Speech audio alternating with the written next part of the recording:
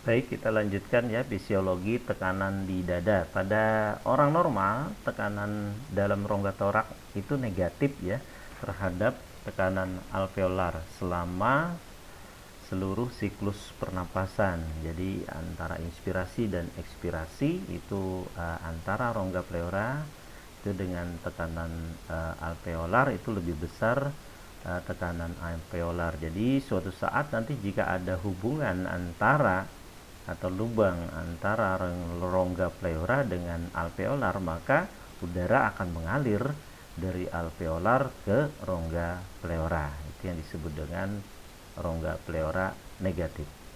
Kemudian ada yang dinamakan gradien tekanan antara alveolar dengan ruang pleura ya. Tekanan transpulmonari adalah hasil dari recoil elastis bawaan dari paru ya.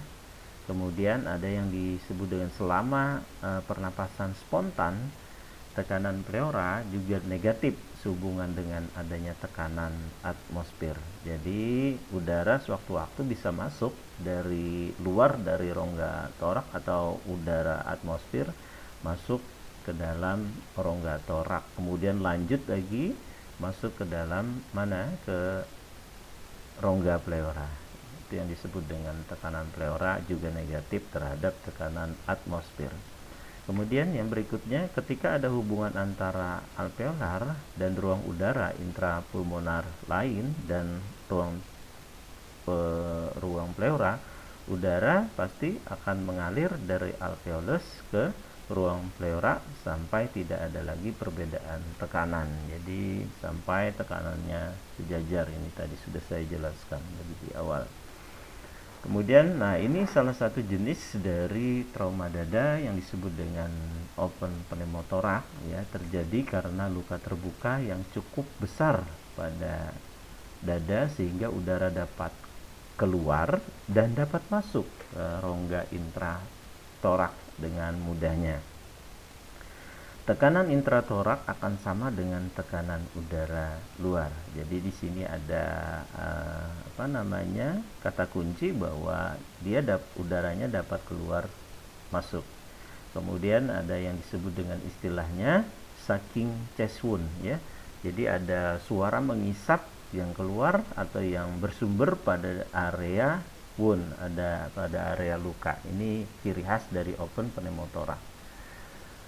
Nah, kemudian open pneumotorak ini diakibatkan oleh trauma dada tajam, tapi bisa juga tumpul ya, bisa juga tumpul.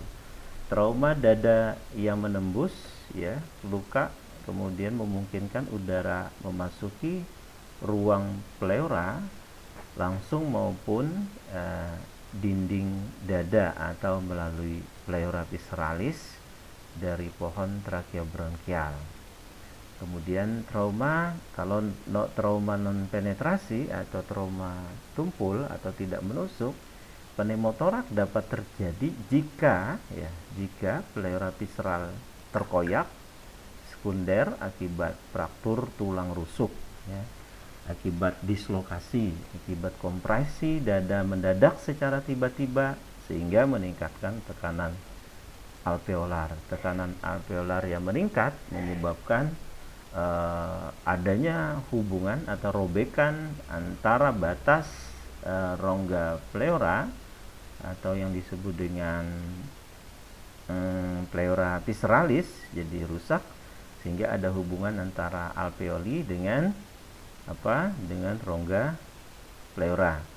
Hal ini dapat menyebabkan ruptur alveolar.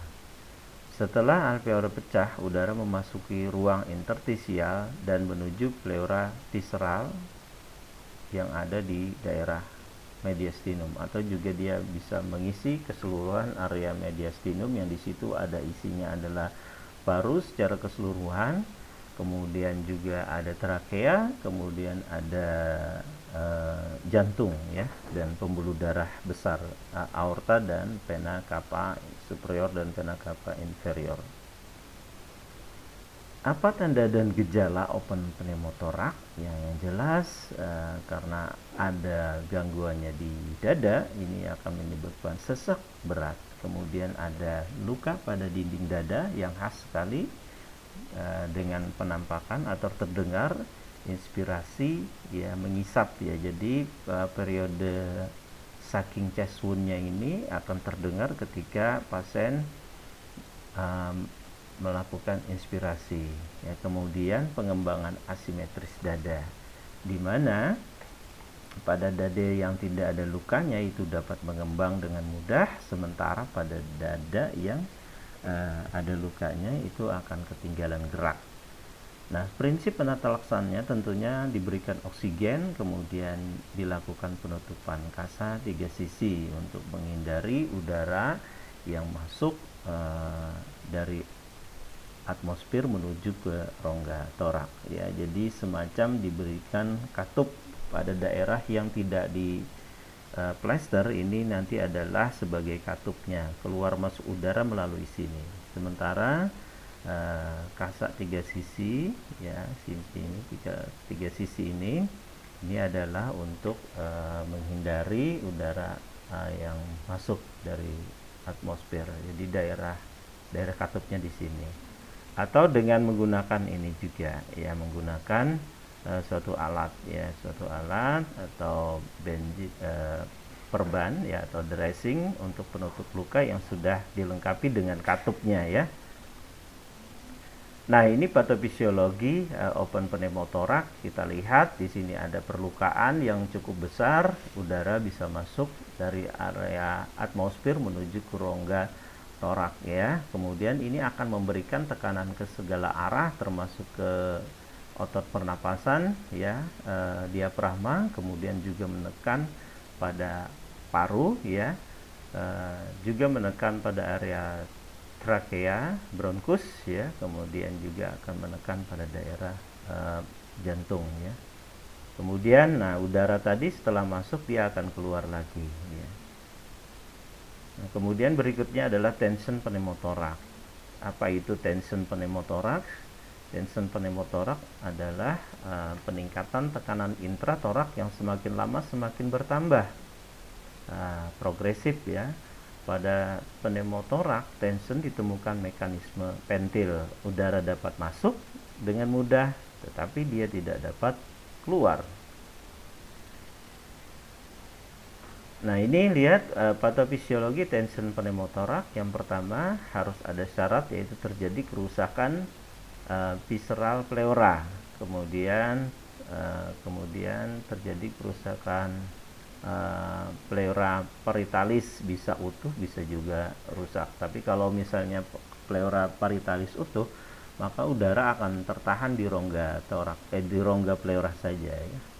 Tapi kalau pleura parietalis dan visceralis ini rusak, maka udara berlanjut ke rongga torak ya. Kemudian yang kedua, gangguan terjadi ketika fenomena ventil, udara masuk ke ruang pleura dan aliran udara tidak bisa keluar. Yang ketiga, volume udara intrapleural meningkat saat inspirasi, tekanan hemitorak ini juga akan meningkat. Kemudian yang keempat, paru kolaps dan menyebabkan hipoksia. Tentu tidak ada proses difusi kalau paru kolaps ya, alveoli menguncup ya. Yang kelima, tekanan lebih lanjut menyebabkan mediastinum bergeser ke sisi kontralateral. Maksudnya adalah ke sisi yang sehat ya. Misalnya sisi yang luka adalah di sebelah di dada kanan, maka mediastinum bergeser ke kiri tentunya. Begitu juga pembuluh darah ya, ini bisa menghambat, yang bisa terhambat ya, untuk alirannya memasuki atrium kanan jantung. Pembuluh darah apa itu? Yaitu pembuluh darah vena cava inferior dan vena cava superior kalau masuk ke area atrium kanan jantung. Yang keenam, hal ini menyebabkan hipoksia tentunya dan memperburuk gangguan aliran balik vena. Kompresi atau tekanan vena cava superior dan inferior karena mediastinum menyimpang dan tekanan intratoraksik meningkat. Hipoksia ini menyebabkan vasokonstriksi, terjadi peningkatan resistensi pembuluh darah paru. Ya. Kemudian jika tidak diobati maka akan menyebabkan hipoksia